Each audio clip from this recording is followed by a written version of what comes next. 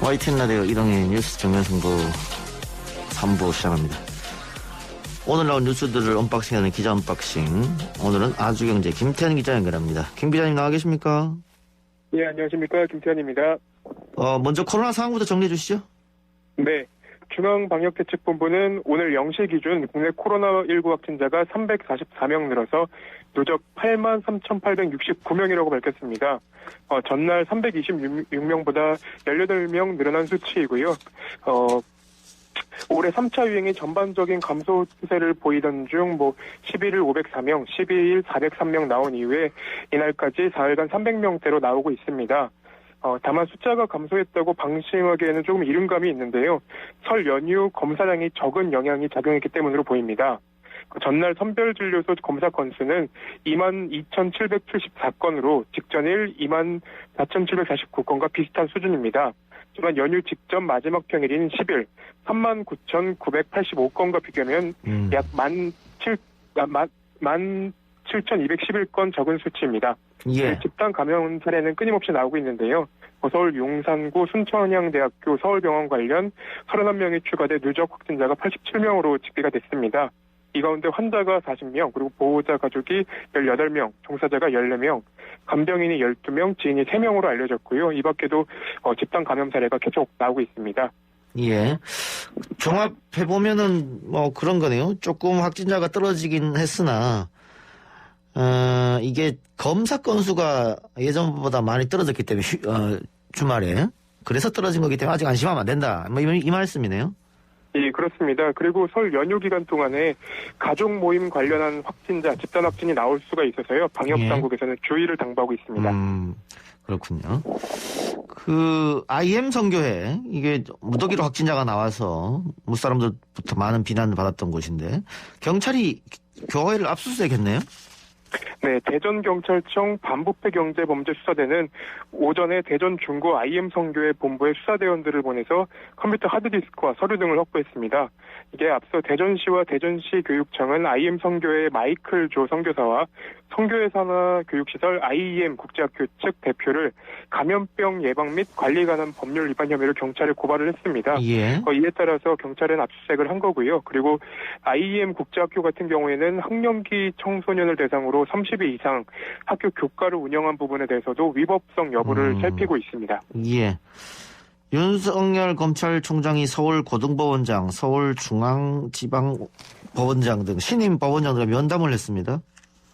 네, 일단 먼저 이 팩트체크를 조금 하자면 면담이라고 보도가 되고 있긴 하지만 간단한 인사를 나누는 정도의 예방이라고 칭하는 것이 맞습니다. 예방이다, 예. 예, 그래서 저희가 면담이라는 보도가 나온 이후에 이 관례가 있나라고 좀 찾아봤더니 면담을 했던 관례는 없는데 예방을 해왔던 거는 매년 신임 법원장이 올 때마다 이제 관례적으로 했다고 하더라고요. 예. 그래서 법원장들은 관례적으로 이제 대검찰청, 그리고 서울중앙지검, 서울고검, 그리고 대한변협, 헌재 등 유관기관들을 예방해 왔습니다. 윤석열 검찰총장만을 대상으로 면담을 한 것은 아니고요. 예. 그리고 오늘 같은 경우에도 이제 대한변협과 서울변호사의 대검찰청을 예방한 것으로 알려졌습니다. 예. 고등법원 관계자는 내일은 헌법재판소를 예방할 예정이라고 설명을 했습니다. 예. 면담이라고 언론에서 계속 써서 굉장히 이례적인 일인가 싶었더니 그게 아니고 관행이었네요, 그러면? 그렇습니다.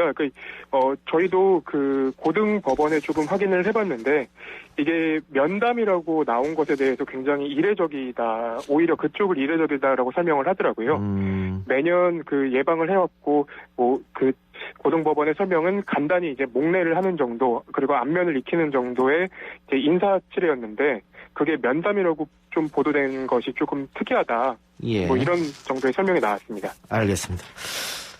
오늘 김학의 전 차관 관련 수사를 하고 있는 수원지검 수사팀이 수원지검장을 조사한 사실이 있다. 이런 보도도 있던데요. 네, 수원지검 수사팀은 이 사건 당시에 대검 반부패강력부 선임연구관이던 문 지검장을 지난주 참고인 조사했다고 알렸습니다. 예. 검찰은 이와 함께 당시 대검 수사지휘과장이던 김영근 서울 북부지검 차장검사도 참고인으로 불러 조사한 것으로 전해졌습니다. 예. 하나만 더 살펴보고 마치겠습니다. 오늘 김석균 해양경찰청장에 대한 선고가 있었죠. 재판 결과가 어떻게 됐습니까? 김석균 전 해양경찰청장을 포함해서 전현직 관계자 9명에게 모두 무죄가 선고가 됐습니다. 네, 무죄가 선고가 된 이유가 사실은 좀 이해가 안 되는데요. 일단 재판부는 피고인들의 업무상 과실에 대해 유죄가 입증됐다고 보기 어렵다고 이제 설명을 했습니다. 예. 네, 당시에 세월호와 직접 교신한 진도 해상교통관제센터가 파악한 것 이상으로는 피고인들이 알 수가 없었기 때문에 결정이 쉽지 않았고, 그리고 세월호 선원들이 승객들에게 아무런 조치를 하지 않는 상황까지 예상할 수 없었다고 보인다라고 얘기를 했습니다. 그러면서 피고인들이 그 세월호 선장과 선원들과 직접 교신해서 퇴선 준비 등을 지시했더라도 그 세월호 선장과 선원들이 그 지시를 묵살하거나 탈출 방송을 안 할 가능성이 있기 때문에 혐의를 인정하기 어렵다라는 설명을 했습니다. 이거 뭐 최근에 그 세월호 유족들 사찰했던 기무사 직원들 이 사람들도 무혐의 났고 관련해서 대부분 죄가 없는 것으로 나왔는데 네. 피해자는 300명이나 넘는데 책임지는 사람은 없다. 뭐 이렇게 되기 때문에요. 유족들이 상당히 항의를 했을 것 같습니다. 어떤 유족들은 어떤 이야기를 나눴습니까? 그 세월호 참사 유족들은 이제 2014년 이전으로 우리 사회를 회귀시키는 판결이라고 강하게 반발했습니다. 예. 그 피고인을 대변하는 듯한 재판 결과는 우리 가족들뿐만 아니라 국민들도 용납할 수 없고 받아들일 수 없다라고 얘기를 했는데, 저 개인적으로도 사실은 좀 재판을 보고 나서 좀 들었던 생각은 막을 수 있었는데 막지 못했기 때문에 참사라고 불리는 거라고 생각을 합니다. 예. 근데 재판부가 너무 면죄부를 준 것이 아닌가. 그리고 어떤 국가적 재난 상태가 발생하더라도 책임을 방기하는 고위직들이 면피할 수 있는 판례를 만든 게 아닌가라는 생각이 들었습니다. 예, 알겠습니다. 뭐 또 2심이 또 있으니까요. 어떻게 될지 지켜보죠. 오늘 인터뷰 고맙습니다. 네, 감사합니다. 지금까지 아주경제 김태현 기자였습니다.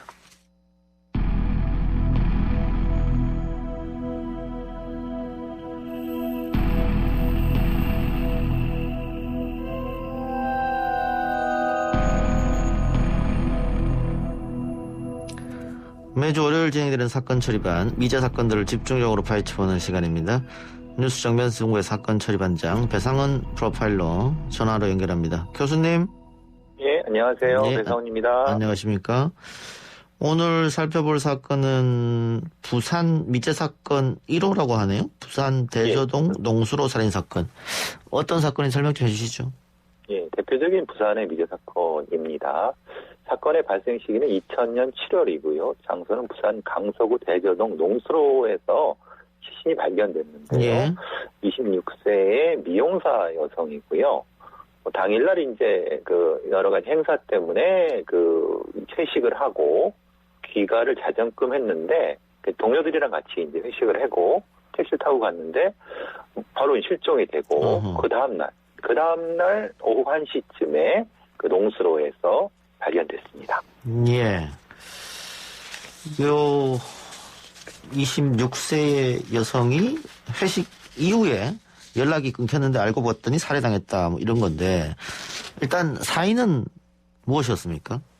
보통 이제 액사라고 합니다. 이제 손으로 목이 졸려서 사망했는데 매우 특징적인 그 상흔이 있었기 때문에 물론 이제 사인은 액사라고 합니다. 예, 액사고 그 속옷과 신발이 벗겨진 채 발견됐다고 하던데 그러면 성폭행은 있었나요? 예, 명백한 흔적이 있었고 실제로 뭐 DNA도 이제 나왔고요.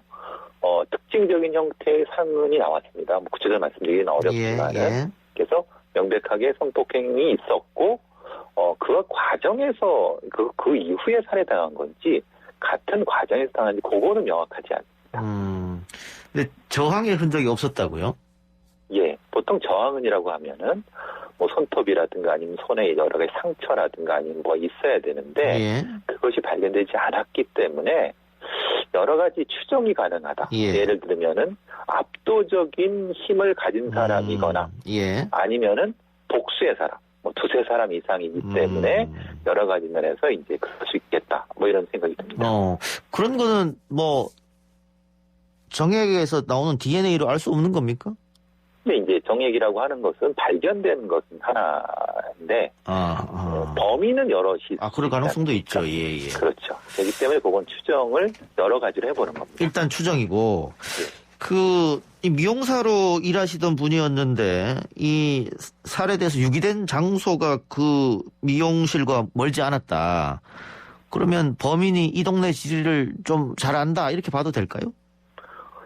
그렇죠. 왜냐하면 거기는 이분이 사시는 곳과 직장의 중간인데 조금 벗어난 쪽입니다. 예. 그러니까 이 농수로라는 곳은 실제로 이제 여기에 유기하게 되면은 발견될 가능성이 높은 부분인데 예. 낮에 발견됐기 때문에 이건 분명히 그것을 알아야지만이 가능하다. 그러니까 예. 지리적 면식은 있을 것이다. 이렇게 보는 거죠. 예. 지리적 면식은 있을 것 같고 그러면 이 여성가하고는 알던 사이일까요 혹시? 근데 그 뒤에 이제 목격자가 나왔습니다. 예. 목격자가 이제 말한 실종 당시에 특정한 차를 타는 근데 차에 피해자분이 타시는 그걸 발견했는데 예. 2명 정도가 예측이 된다. 그런데 얘기를 하고 탔다. 그러니까 이제 면식이지 않을까. 그렇게 경찰은 추정하고 있는 거죠. 그러니까 끌려 탄 것이 아니다. 예. 이렇게 얘기까지 된 거죠. 어디까지 태워주겠다 할 수도 있는 거 아닙니까? 근데 그 시간이 이제 새벽 0시, 1시 이런데, 20대 초반의 여성이, 그러니까 중반의 여성이 아무도 모르는 사람한테 탄다는 게 좀 이상하지 않습니까? 쉽진 않죠. 예, 예. 그러니까 얘기를 하고 별다른 어떤 정 없이 탔고, 주변이 어두운 것도 아니었기 때문에 분명히 면식인 사람이다. 근데 아주 잘하는 것 같진 않다. 거기까지 나온 거죠. 근데 그렇게 나오면 경찰이 또 이 숨진 여성의 주변을 다 훑었을 텐데요. 그렇죠. 그래서 이제 문제는 다 훑었는데 문제의 핵심은 용의자가 안 나왔다는 겁니다. 왜 그러냐? 거기서 발견된 혈액형이 있는데요. 예. 문제는 그 혈액형이 잘못됐다는 거죠. 오염된 겁니까? 그거를 지금 확인이 잘 안 되는 건데 2000년 당시에의 피의자 혈액형이 A형이라고 알려졌는데 예. 2015년 국가수 재검에서는 O형이 나와버렸어요. 그러니까 그때만 2000년에 그 수사를 하면서 용의자군을 추렸는데 그럴 수 있겠네요. 예. 근데 2015년은 O형이니까 그때 수사한 사람 중에 용의자가 있었을 수 있다는 거. 그렇죠. 이게 사실은 그렇죠. 좀 황당한 상황이 된 거죠. 예. 처음부터 다시 해야 되는 거 아닙니까 그러면? 그렇죠. 다행히 이 사건은 태완이법에 적용이 되기 때문에 공소시효가 연장이 되는 거고요. 그렇기 때문에 재수사를 지금 하고 있는 거죠. 그런데 이게 시간이 너무 지나버려가지고 사람 기억이라는 게 또 시간이 지나면 잊혀지기 마련인데다가 범행했던 그 시간에 어디에 있었느냐 이것도 지금 너무 오래 지나가지고 이게 확인할 길이 좀 없을 것 같아서 좀 안타깝네요. 네. 당시 초동수사가 조금 문제가 있었다 이렇게 보입니다. 그러면. 예, 아무래도 그런 부분도 있고 여러 가지 상흔이라든가 주변의 탐문 자체를 너무 면식의 쪽에 가깝게 보지 않았느냐.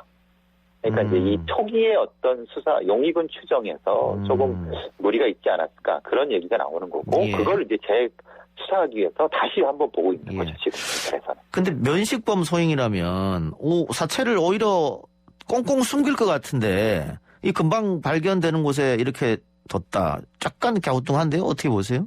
예, 그렇습니다. 그래서 이제 면식범이라 하더라도 약간은 조금, 그러니까 일부 면식 정도? 친한 관계가 아니고, 알던, 인사는 하는 사이, 그럴 수도 있단 말씀이죠? 예, 그렇기 때문에 자기는 여기에 포함되지 않을 거라고 하는 범인의 자만심이라든가 그런 심리상 상태가 그렇게 멀지 않은 곳에 유기하지 않았을까? 예. 그러니까 말씀하신 대로 아주 면식이라고 하면은 시신을 훼손했을 수 있지만은 부분적 면식이라고 하면 그 정도 거리가 나올 수 있다. 그러니까 심리적 거리가 나올 수 있다. 그렇게 추정할 수 있는 거죠. 이거 사체가 발견된다 하더라도 경찰이 나한테까지 점을 잡지는 않을 것이다. 이런 거네요. 예, 그게 말이죠. 심리적 거리라고 하거든요. 근데 이거 즉시성 시간이 발견됐다 하는데 이거 즉시성 시간이 뭡니까? 그러니까 보통 사람이 대단히 큰 힘을 갑자기 쓰게 되면요. 예.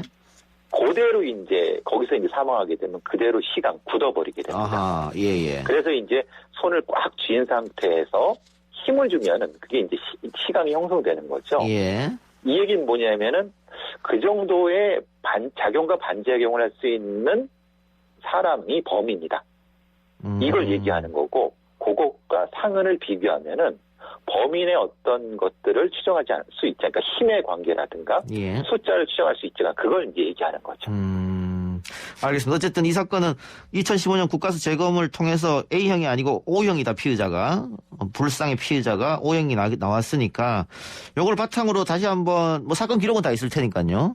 그렇죠. 예, 살펴봤으면 하는 생각이고. 다음은 부산 태양다방 여종업원 살인 사건이네요. 예. 여종업원 사건인데 요거는 2001년 그 다음 해에 발생한 사건입니다. 앞에 거는 2000년이고요. 온천동에 있는 커피숍에서 이게 보통 이 낮에는 카페고 밤에는 이제 주류를 파는 곳인데요. 예, 그런 분이 종업원이 그 출근해서 보니까 여주인 분이 상당히 잔혹하게 사망이 된 상태고 50억 껴진 상태였습니다. 예. 근데 특이한 거는 오버킬이라고 하는데 과잉살상이라고 해서 예. 우리가 54곳이나 찔려갖고 사망한 사건이고 예. 그 상흔 자체가 뭐 하나의 흉기가 아니라 한 3가지 정도였다. 그래서 이제 특이한 사건이다 이렇게 보는 거죠. 흉기가 하나가 아니라 3가지였다. 네, 상흔이 세 종류가 나온 거죠. 그러면 하나를 사용하다가 뭐 부러지거나 이렇게 해서 다른 걸 한 겁니까? 아니면 처음부터 작정하고 여러 개를 쓴 건지 아니면 그 살인범이 한 명이 아닐 수도 있을 것 같기도 한데. 그렇죠. 예. 왜냐하면 뭐 흉기를 뭐 돌아가면서 쓴다는 건 사실 상상하기 어렵고 그러면 그렇게까지 이건 좀 뭐라고 하나 심리적으로 준비할 수 없는 거니까 예. 각기 다른 흉기를 가지고 있는 3명이 범인일 수밖에 없다라고 추정을 하는 거고요. 예. 그렇기 때문에 이것은 단순한 형태의 그 어떤 우발적인 살인이라기보다는 예. 뭔가 청부라든가 예. 아니면 이런 것이 높지 않을까 이런 얘기를 해보는 거죠. 원한일 수도 있겠네요. 그렇죠. 이게 원한 청부죠. 원한이 있는 사람에 의한 청부 혹은 원한이 있는 사람도 있고 청구받은 사람도 같이 있는 상황 이런 걸 생각할 수 있는 거죠. 이게 사건 현장에서 여성용 랜드로버 신발 발자국이 발견됐다라고 하면 그러면 더 복수일 가능성이 높겠네요. 여성 혼자서 뭐 흉기를 3가지를 돌아가면서 54곳을 이렇게 찔렀다. 이건 이해가 하기 좀 어렵지 않습니까? 그렇죠. 그러니까 술집 주인을 하시는 분이 있고 사회전 하시는 분이니까 아마도 원한이 있는 여성분이 있고 나머지 2사람이 남성이고 그래서 공격을 하지 않았을까. 이 정도면은 뭐 적절한 어떤 추리 같기도 합니다. 예. 그러면 이 범행 시간은 어떻습니까? 종업원들이 다 퇴근하고 난 뒤에 주인이 혼자 있을 때 살해당했다. 이렇게 봐야겠죠? 예. 왜냐하면 마지막에서 남아있던 손님들의 기억을 추적해서 최면까지도 했었습니다. 예. 그러니까 종업원들한테 최면을 걸어갔고 근데 그 손님들을 다 추적할 수 있지 않겠습니까? 근데 그래서 이제 결국 근데 그 사람들한테는 용의점이 안 나왔기 때문에 그 이후에 그러니까 이럴 수 있는 거죠. 문 닫고 나가려고 하는데 한 잔 더 하려고 오는 사람이 그랬을 수 있지 않을까 이런 추정하는 거죠. 예. 당연히 그럴 수도 있겠고. 근데 이 피해자분이 카페 일만 한 게 아니다. 뭐 이런 이야기도 있던데요. 예. 그래서 이것도 초동 수사의 어떤 미비점이라고 할까요? 이게 수사가 진행되면서 단서가 안 나오고 용의자가 안 나왔는데 예. 다시 이제 재수하는 과정에서 다른 증거들이 나타난 겁니다. 예. 그 증거 중에 하나가 그 내실 장판 밑에서 차용증이 발견된 거죠. 그럼 처음 수사할 때 장판 밑은 보진 않았군요. 그러니까요. 아하. 그러니까 이게 좀 답답한 것은 그때 좀 저 수사를 했으면은 그 차용증이 수천만 원짜리 차용증이 여러 개 있었는데 그러면은 이 사실은 이게 연결이 되지 않습니까? 근데 초기 수사 때는 발견 못 했는데 나중에 재수하는 과정에서 발견해 버리니까 수사 방향 자체가 완전히 확 바뀌어버리는 문제가 되고 이렇게 되는 거죠. 그 장판 밑에서 몇 천만 원짜리 차용증 여러 장이 나왔다고 하면 이분이 사채를 사신호를 했을 가능성이 높은 거고요. 그렇죠. 그러다 보면은 빚을 받아내기 위해서 뭐 당연히 트러블이 생겼을 수도 있고 그럼 아까 우리가 처음에 얘기한 원한 관계 뭐 이런 게 충분히 입증이 되는데 초기 수사에 약간 아쉬움이 있었다. 그러면 일단은 이거는 차용증이 발견됐으면 용의자들이 좀 좁혀지는 거 아닙니까? 예. 바로 근데 그래서 차용증 8개 중에 마침 한 여성의 변제율이 바로 그날이었다고 합니다. 아하. 그래서 근데 그 여성분이 그 건너편에서 일하는 여성분이었다는 거예요. 예. 그러니까 이제 딱 아구가 맞아지지 않겠습니까? 그래서 이제 바로 여기 수사가 진행된 거죠. 그런데 왜 벗어났습니까? 혐의점을? 문제는 이제 저런 여러 가지 수사하는 과정에서 용의점이 사라져버리게 되는 거죠. 왜냐하면은 알리바이라든가 이런 부분에서 사라져버렸기 때문에 예. 그래서 만약에 초기에 수사가 좀 더 빠르게 진행됐으면은 달라지지 않았을까라는 아쉬움도 분명히 존재를 합니다. 그 범인이 이 차용증을 찾았을 수도 있겠네요. 그렇죠. 없애려고. 그러니까 그 차용증을 어딘가에 막 두셨을 수 있는 거죠. 그러니까 예. 예. 근데 발견하지 못한 거고 그 과정에서 이제 그러면 초기에 그 사람을 좀 신문을 했으면 되는데 하필 또 이 여성분이 사망을 하게 됩니다. 교통사고로. 아, 현재 사망한 상태입니까?